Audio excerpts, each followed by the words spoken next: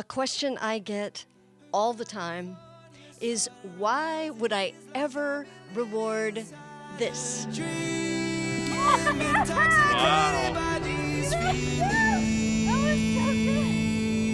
Or this? Ooh, got me falling off track. Sitting pretty when you look at me, you call out the facts. You and I, we put the music, it's all in the back. Got me singing, baby. Or that? Ooh, you got me falling off track.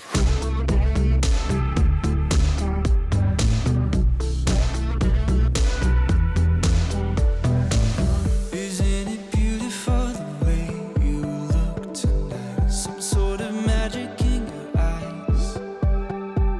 A roll of thunder and a flash of yellow light. I'm blind again, it's alright. And there are many ways in which this confuses people, upsets people, frustrates people, sometimes angers people. Oh my God, he's frustrated. Oh my God, the horse is upset. Oh my God, the horse has these negative emotions. Why would you ever encourage that? I can have empathy for those people and appreciate that they care about the horse, but they don't understand the context. Why do I support that? Why do I encourage that? Why do I even reward that? Or why am I not trying to reduce and eliminate that? That makes sense if a horse is being forced to do something, because that is an indication that the horse is feeling some stress. But when you go to the gym, or you exercise, or you do any kind of workout, I can absolutely 1000% guarantee that your body is being put under stress. If you are to ever make any progress or get any benefits from that workout. So if you're not feeling stressed, if it's not difficult, well, it's not doing anything.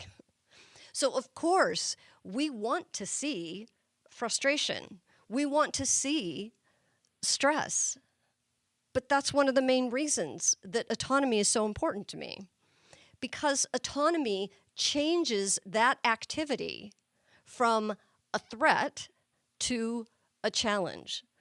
The brain isn't going to go to all of the trouble and use all of the resources, expensive resources, to remodel tissues, to rewire neurological circuits, to change blood flow, to do all of those things. It's not going to make any improvements in systems because that takes resources. It takes synthesizing proteins. Why would it do that if it didn't absolutely think it's completely necessary? And what is the trigger for that being necessary to the brain and to the body for any form of learning, whether it's just purely cognitive skills, right? Whether you're doing calculus or you're doing leg day at the gym. The trigger for the brain to make changes, to actually use resources, which it will do later when you're asleep, is that there was something over the threshold of stress. Something where the brain says, I need to not only deal with this right now, I need to make it easier for next time. And that's when we start to see improvements as a result of the activities that we do, like all of the physical activities, but again, also learning and memory. The brain needs a good reason. Even memory is expensive, but that's a topic for another day. So in general, if we're not adding some sort of challenge that causes a rise in frustration, stress, prediction error, we're not going to get results from that activity. That's just a physiological fact. It's impossible to make physical gains without giving the brain and the body a damn good reason to do it. There's also a lot of research on why forced exercise is very different in animals, well, humans too, but from voluntary exercise. So the results are also going to be different. And we want the benefits of exercise, but without the downside that comes from forced exercise. We want all of the benefits. And for that, it has to be voluntary. We need that sympathetic nervous system activation so that the horse can even do the kinds of activities that are going to provoke the system into making changes, beneficial changes, remodeling, all of that. So we want that, but we don't want the downside. Now, it's quite possible for someone who, especially someone who works purely or as much as possible with positive reinforcement, someone who's doing behaviorism, clicker training, they might look at this and say, well, the horse still doesn't have autonomy. Because look at him, if he had autonomy, he wouldn't be looking like that. He's obviously desperate to get the treat. And I can understand how it can look like that. And there can be times when it is exactly that. But the whole point of intrinsin is to not fall into these, what I'm going to call traps of purely extrinsic motivators, external regulation of motivation. We're working as much as possible toward either completely enabling intrinsic motivation and working with moments of intrinsic motivation, or to, at the least, not lower the chances of these movement activities becoming intrinsically rewarding. And of course, that's a whole other topic and a big, giant, long topic. But when you're viewing it from a purely behaviorism view, then it is going to look like extinction burst, for example. Well, the horse is now, he's angry and frustrated and upset, and he wants the treat, and you are withholding the click, and you are withholding the treat, and he's desperate to get it, so he's just going to try whatever he can. Well, again, it can start that way, or if you have a horse that is really hungry, if you have a horse that doesn't really have any other good options, and the treat is very important, then yes, the horse is going to be working purely to get that treat and get actually angry when he doesn't get the treat. And again, that's the difference between someone playing a sport that they like, which is really hard and really frustrating, versus someone getting really angry. So, did someone kick me and I got mad because I was just walking down the street? Or did they kick me while we were in karate class? It matters. And we know, for example, from Panksepp's work, that play-fight does not have the same neuroendocrine profile as a real fight. And yet, for most people, especially people who don't know horses, but even when we do, it can be hard to tell the difference between a real fight and a play fight. A play fight isn't normally done with a completely relaxed and happy face. So we know that there can be situations where the horse can have this fierce face, all of that, and it has nothing to do with the horse being truly angry. But that's not easy to do, right? I mean, I'm not suggesting that it doesn't take skill or it doesn't take awareness or sensitivity to know or walk that line to say, I think the horse is not feeling hungry. But so if you notice, a lot of the things I show, like this stuff with Nemo, he's on grass. He lives 24/7 on grass, plus they have hay in slow feeders.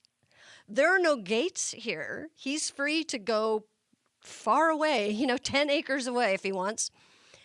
Other horses are in this space with him and grazing.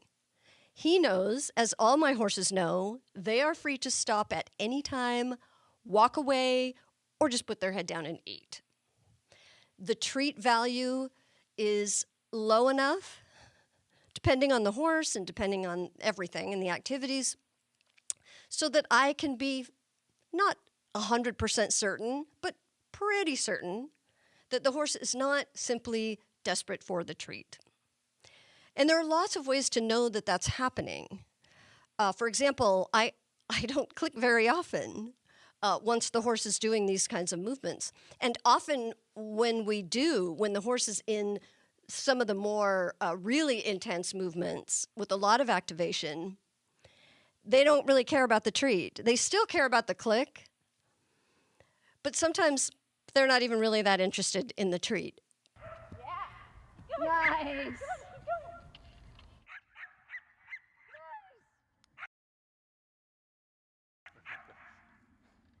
That was. He's like, okay, let's keep going. Let's keep going. Here we go. It's like, I'm gonna wear this human out. This is great. She's having fun. I'm not Yeah. forcing her to do this. She wants to do it. Because they're working at a completely different level. Now, this is a level that for some reason a lot of people don't even believe exists. And all I can say is they're not looking at the overwhelming science behind motivation. So from a behaviorism perspective, which is this one category within the big, broad context of motivation, then this would be the interpretation. But we're looking at a much different and bigger context. And it's one that I have 25 years, 30 years, I think, experience, including teaching this in a university. So I'm fairly confident that that this is what's happening. But of course, I can never look at a given horse in a given situation and say, oh, I'm certain this is what's going on. And in fact, they're typically going to be going in and out of moments that are more intrinsic, moments that are more extrinsic. And anyone who's working with this starts to figure that out pretty quickly.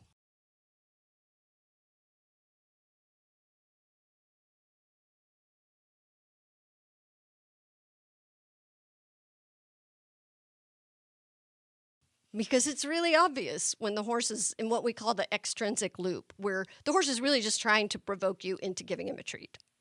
He doesn't really care what he has to do it. But we're not working that way. And in fact, if I had my perfect world, I would be using other horses to do the training so that the horse wouldn't even have to be chasing me.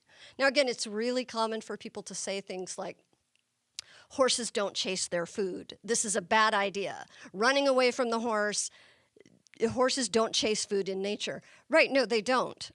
So that would be an appropriate thing to say if the horse is trying to get the treat, if that is his primary motivation. But horses chase each other all the time, not to get a treat. So this is what we're looking at. And again, I'm not suggesting it's easy to do, but to me, it's really important because I care deeply, deeply, deeply about movement. I think the only way to help any horse, or a human for that matter, to truly feel safe is for them to have self-efficacy where their brain, their nervous system is confident that they have a big movement toolkit, they can be agile. If it's a prey animal, they can escape in any direction at any time at a moment's notice. They don't have to constantly be ready. And that takes physical training. But there are times where I will have the horses in a situation that doesn't necessarily look like the horse has a choice. If you don't know me, you don't know how I work with the horses, it can look like that. Because even though most of the time, just because I'm lazy, I'm working with the horses just out where they live with no gear on. I don't even have to put a halter on and take them to a different location. But of course, sometimes I do. Sometimes I will have tack on. Sometimes I don't have a real arena, but I have my little dojo. I mean, sometimes I may have them in a space where there isn't food available. And there aren't other horses available. And they can't simply take off and go out the gate to the rest of the pasture. But my horses are very confident in their autonomy, which means they know, and I know, that they can say no at any time, that they can just stop. They know I'm going to take them right back to the pasture. So they don't have to be doing it. Even though sometimes it's hard to see that if you don't know them. But most of the time, I'm actually demonstrating the fact that there's a million ways in which these horses don't have to be doing this. And the fact that you can see other horses in the background grazing in the same space tells you those other horses have chosen to not be involved in this activity. And now again, I'm not saying that 1,000% the horse is doing it purely for fun. Because if I just stopped ever giving them any food at all, I would be changing the boundaries of the game. Sometimes they absolutely would still engage. They would still do the harder activities. But again, this becomes like a game or a sport. And the marker signal, if you're using one, the treats, that becomes part of the activity. Now, I'm going to say something that I know triggers a lot of people, and that is in these really high intensity activities that are voluntary, we are wanting the treat to be more like a high five. It's a feedback mechanism. But again, if you don't understand the science of motivation, that doesn't make sense. Or that just seems like we're trying to justify something. I would encourage you to start with anything on self-determination theory, and then if you want to understand more deeply about feedback, read the progress principle. I don't think there's anything I'm going to be able to say here that's going to change anyone's mind, but these are topics that are really important to me. And why I created Intrinsin was because these things weren't being addressed. I wasn't using them because I'm not a horse professional. So context mismatch. That what people see, they can judge through one lens, but it means something very different from a different context, the one that we're actually using. Ooh, got me falling off track. Sitting pretty when you look at me, you call out the facts. You and I, we put the music, it's all in the back. Got me singing, baby. Ooh, got me falling off track.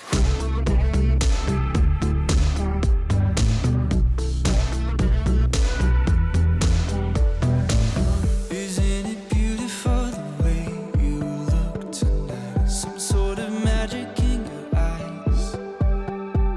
A roll of thunder and a flash of yellow light. I'm blind again, it's alright.